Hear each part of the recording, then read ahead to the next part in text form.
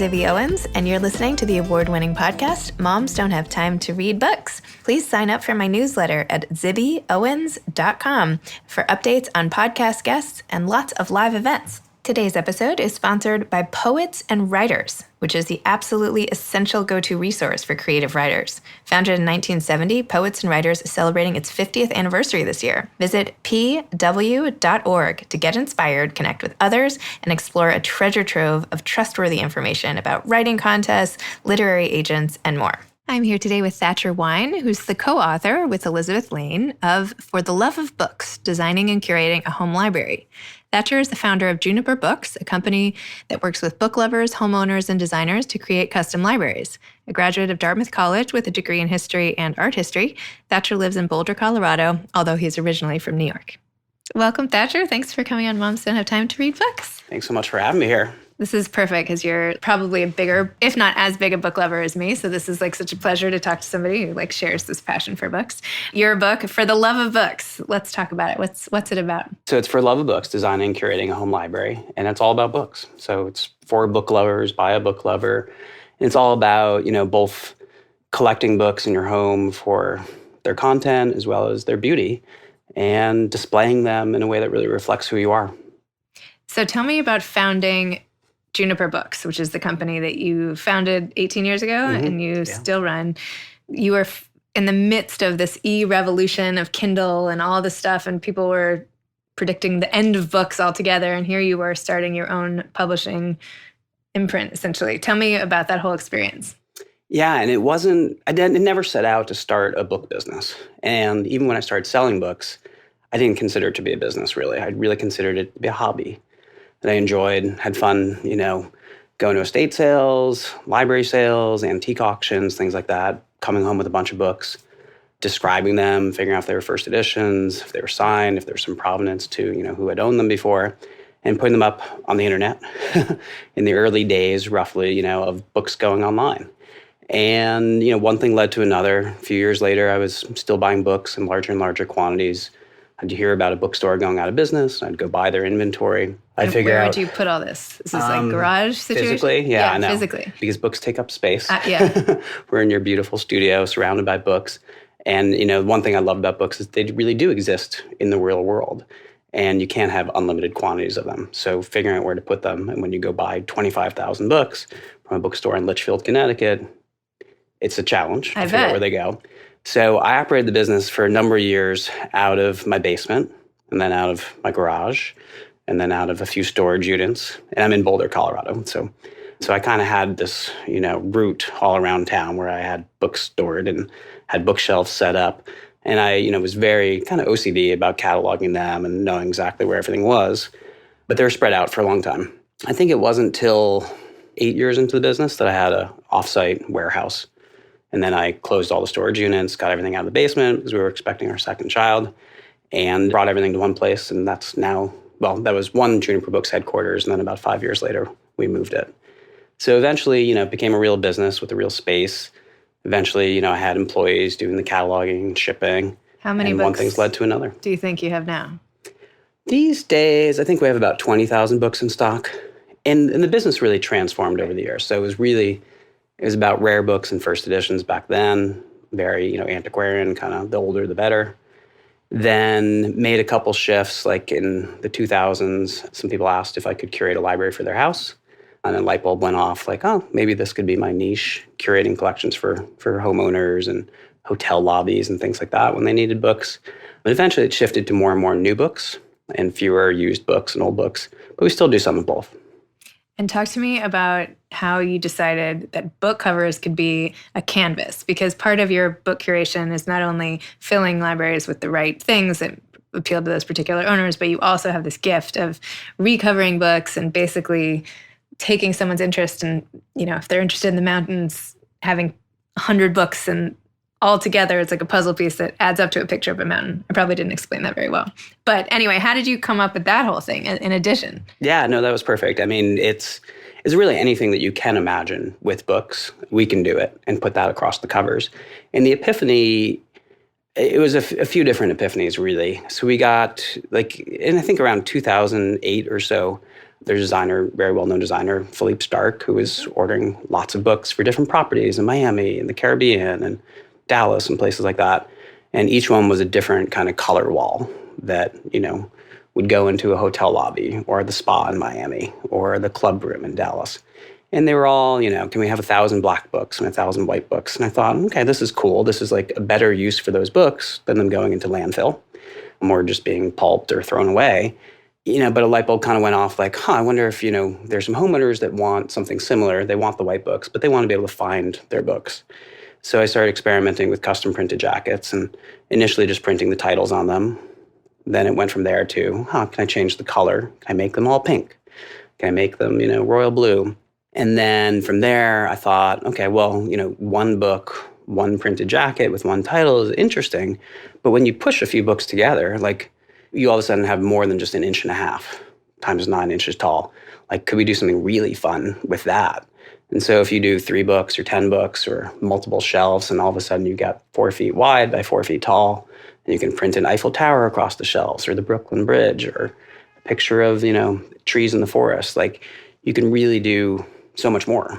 And I thought of it as like this canvas that nobody else had really noticed before. I mean, obviously bookshelves have existed and book bindings have been around, and sending your books to the bookbinder in London back in the day, and getting your books to be uniform. But I thought, we could unleash this whole creative potential of just putting any books together, especially the books that you want and the books that you've read or want to read, and making them really special and artistic so they can be both a piece of art at the same time, that they're totally functional. So cool. Thank you. It's going to sound a little kooky, but I once had a session with this medium, and she told me that in a prior life, I was actually a bookbinder in London. So anyway, make of that what you will. Yeah. But it's like every book lover's dream come true. Yeah, exactly. She's probably just like, this girl likes books. What can I make up that she would like? That's amazing. So you have this great business. You figure out this thing with canvases. How do you then spread the word about the fact that you do this? Like, was it through designers? I'm just interested. Like, I know I got to you originally without even meeting you, but through a designer for a previous home I owned to do some custom purple and gray and white books and everything. How did you had this, like, how do you go from having this brilliant idea to then like being the one who's doing Gwyneth Paltrow's bookshelves and everything? Yeah. So, I mean, kind of like the business in general, I didn't set out with a master marketing plan either. Let things unfold very organically. And, one thing that, is a benefit of technology and kind of being the only one that does something is that when people Google you, custom library builder or something like that, they can find us because there aren't that many people that do it. So I tried to make, even though I recognized early on that not everybody needs what we do, but that when they do think of it, when they're remodeling a house, building a new house, building a hotel, looking for a special gift to give somebody, I wanted to make our site easy to find. So on the one hand, that's one way people find us, through Google and other searches. And the other thing is that we've gotten a lot of great publicity over the years. So, and I think I'd attribute that to, what we do is fun and creative and sort of fresh take on something that people love, especially people who are in print media. They all want print to stick around. We want to help them. They want to help us. Printed books, newspapers, and sort of analog media have a lot in common. So we got some really good press over the years. And then we also, every time that we've worked with a customer, like the designers that we know in common, we treat them really well. And we consider everybody to be a customer for life. They might be coming to us for like a Harry Potter set now, but they might be back to remodel their house 10 years from now. And, I treat everybody like, I learned to treat them in my parents' business growing up as a VIP, just with really good service and make sure that everything was perfect. And your parents own the restaurant, The Quilted Giraffe. So you worked in the restaurant to do this, or what? Yeah, when we first moved to New York City. Child labor here? Should we exploit? We'll wrap them out, yeah. We moved to New York City in 1979 from upstate New York. And my father used to be like a Wall Street attorney and small town attorney. He opened a restaurant on the side and maybe like me, never planned on having it be a full-time business. But he loved cooking and he found that he could do it really well. And even though he never went to culinary school or anything, he became one of the most celebrated chefs in New York in the 80s. So we moved to New York in 79. We lived above the restaurant, and I'd call down and order dinner. That's so cool. And then occasionally my mom would call upstairs and be like, it's raining out, just do you or your sister want to come down and check coats for the night and make some money? And I'd like bring my homework to the coat room and, check coats and read a book in the coat room. And it was a fun way to grow up. And then eventually I worked as a waiter, as a cook, and experienced every job in the house. Yeah. And now do you cook? I do cook. Yeah, I love to cook. So definitely my sister and I, learned from my dad, and we love to cook. And I think a lot of the lessons I learned, like we were talking about before, about customer service and creativity and not really being bound by any conventions or, if something seems like a crazy idea, like you're probably onto something. People tell you that you're crazy and it's, it's not traditional, it's not accepted. And I think I've applied some of those same lessons to what I do in the book world. And how did you know, even though it seemed like and maybe this goes back to what you're saying about being crazy, but how did you know when everybody was being so pessimistic about books that there was still this like intense passion for books that a lot of other people had? And like, what do books really give you that the e-reader can't? Yeah, I mean, I think it really came from my own personal feelings about the printed book, my own history. And I was in the tech industry for 7 years coming out of college before I started Juniper Books as a hobby. And I had been kind of burnt out on tech, even though I was in that industry. And this was before the iPhone was ever invented. This was like 2001 was the end of my career in the tech business.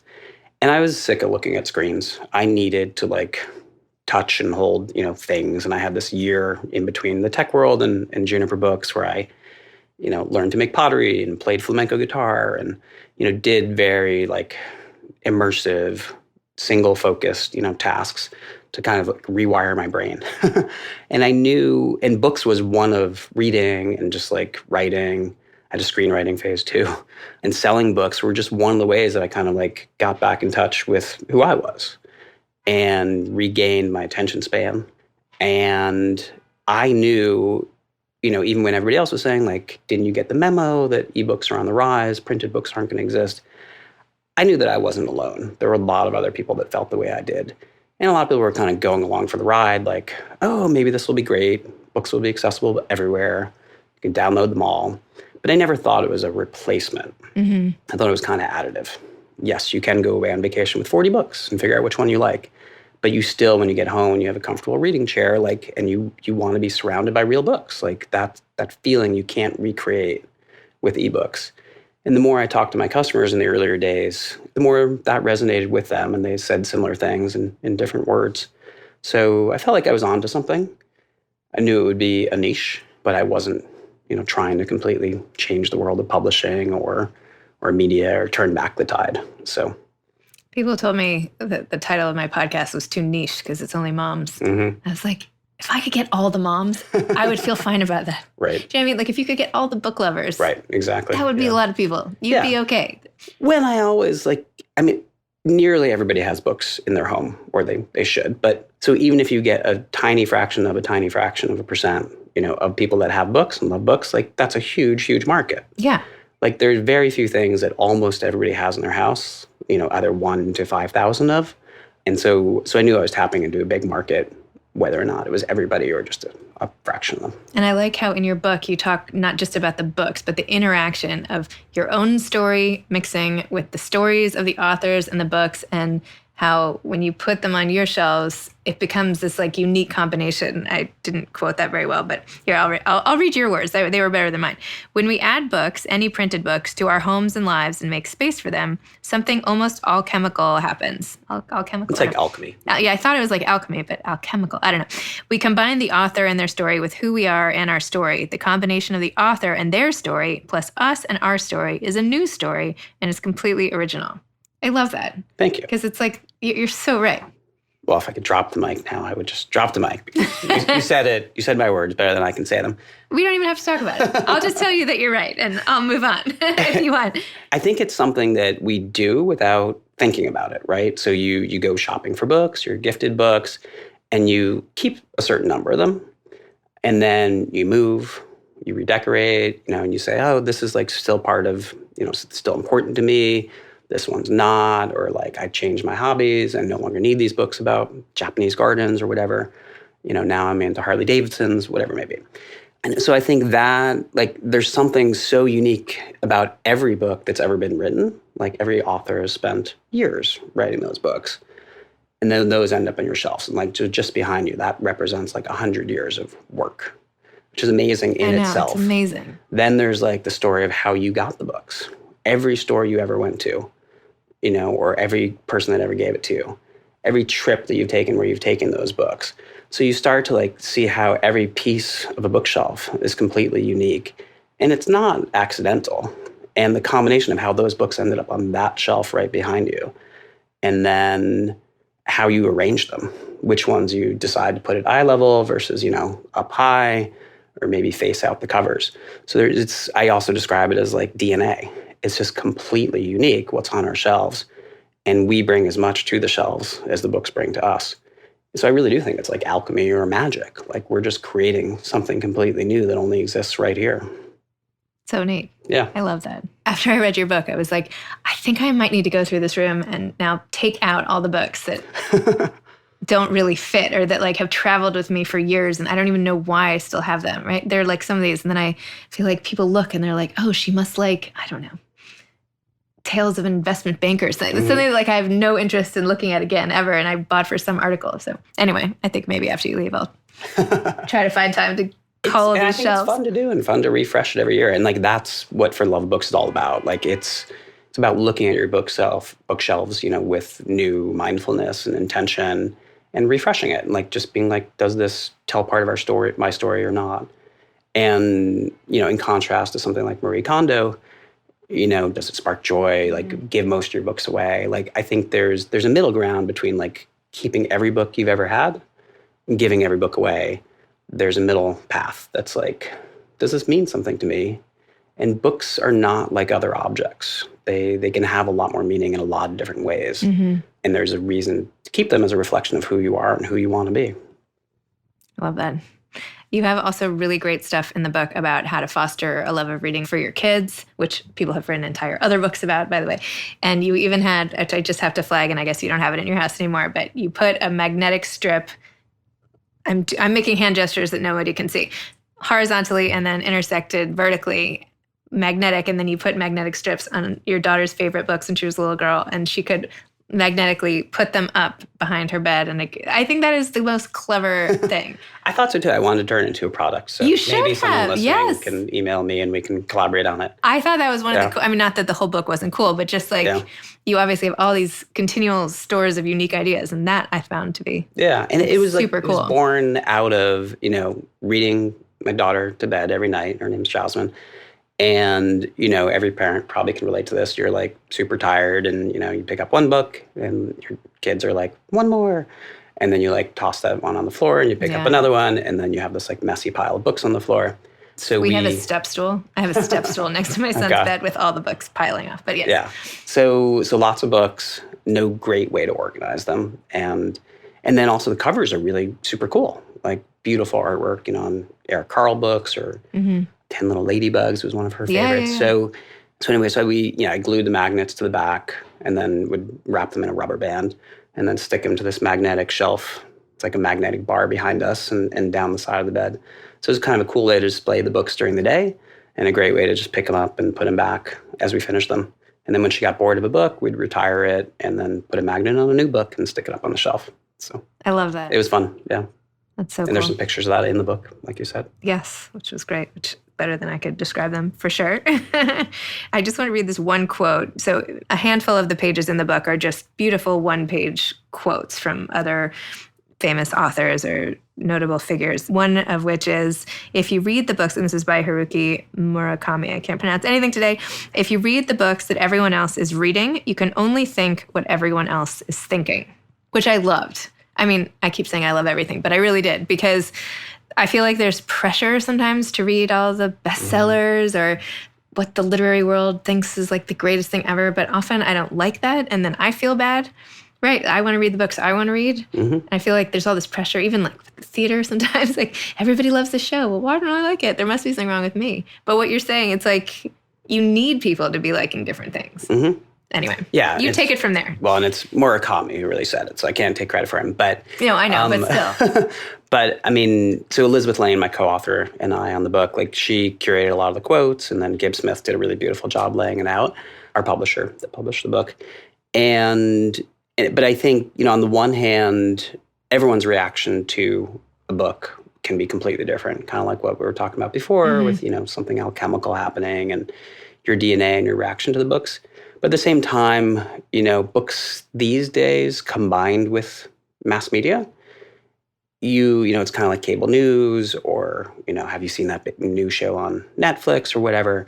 Like people tend to move in packs and some, if everybody tells you should like this book, then you think you like it, even if you don't like it.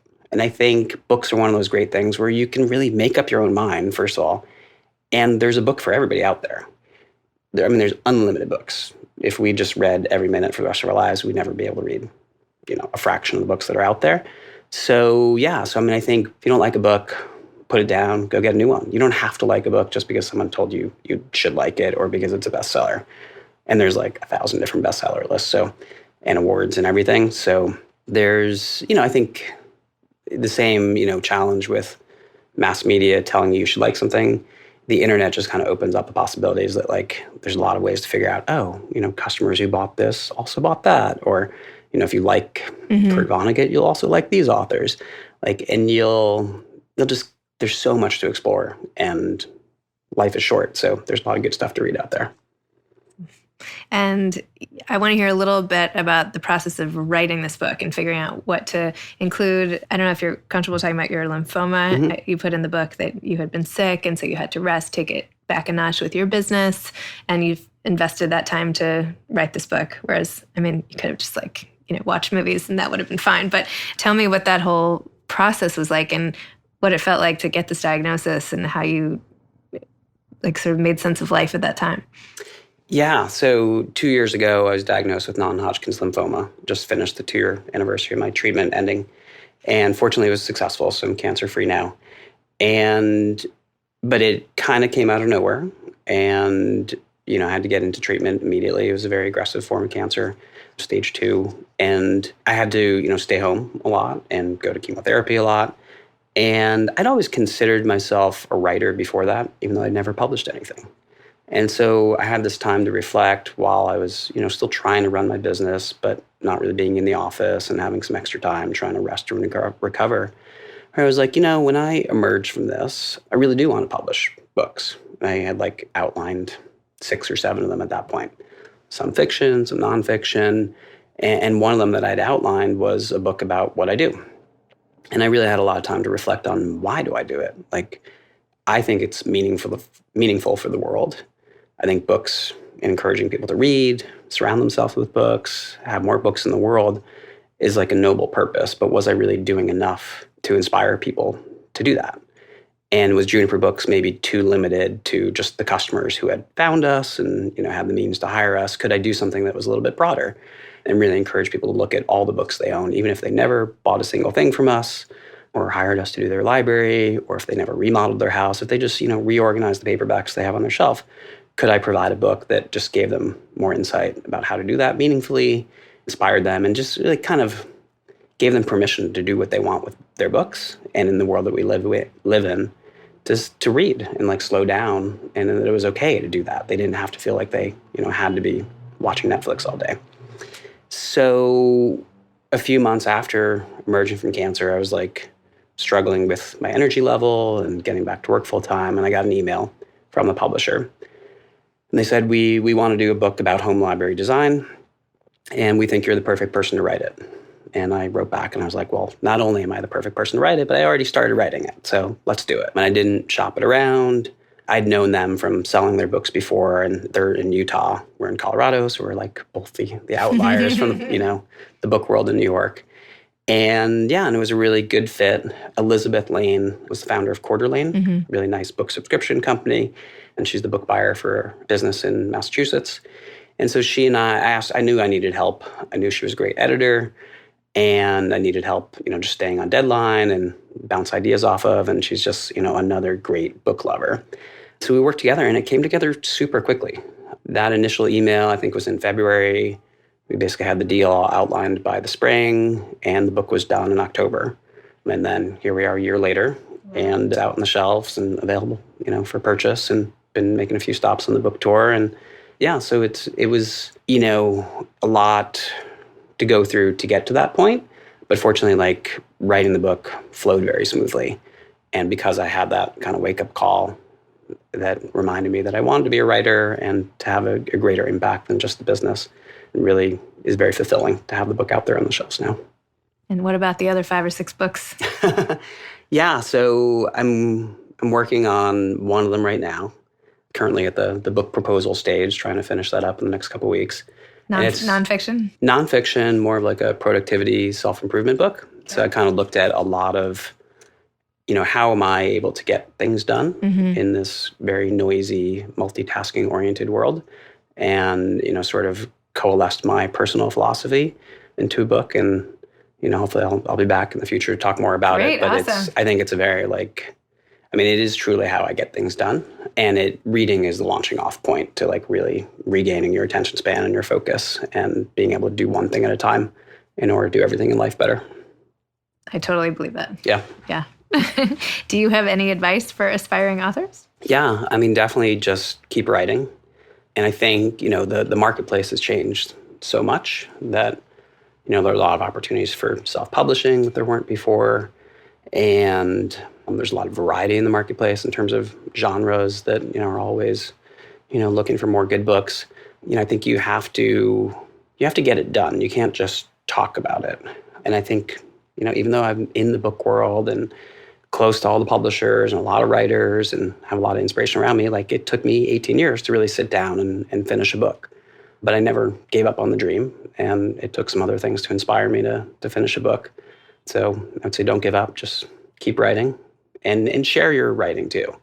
I think I'm also have a tendency to be a little protective, but every time I've, shared my writing with other people, it definitely makes it stronger to get some feedback. Excellent. Thank you, Thatcher. Yeah, thanks for sharing. Your pleasure. book is beautiful, not just to read, but also to look at. So thanks for putting that out there in the world. Thank you. Well, it's an honor to be in your library. Oh, thanks. You've been listening to Moms Don't Have Time to Read Books with Zibby Owens. Please make sure to sign up for my newsletter at zibbyowens.com to get more updates about episodes like these and also lots of live events. Thanks so much. Today's episode has been sponsored by Poets and Writers. Visit pw.org to get inspired, connect with other writers, and explore a treasure trove of information about writing contests, literary agents, and more. You can follow me on Instagram at Moms Don't Have Time to Read Books. Thanks so much to Steve and Ryan at Texture Sound for the sound editing. And thank you to Morning Moon Productions for providing this fantastic intro and outro music. Thanks for listening. You can always email me at zibby@zibbyowens.com.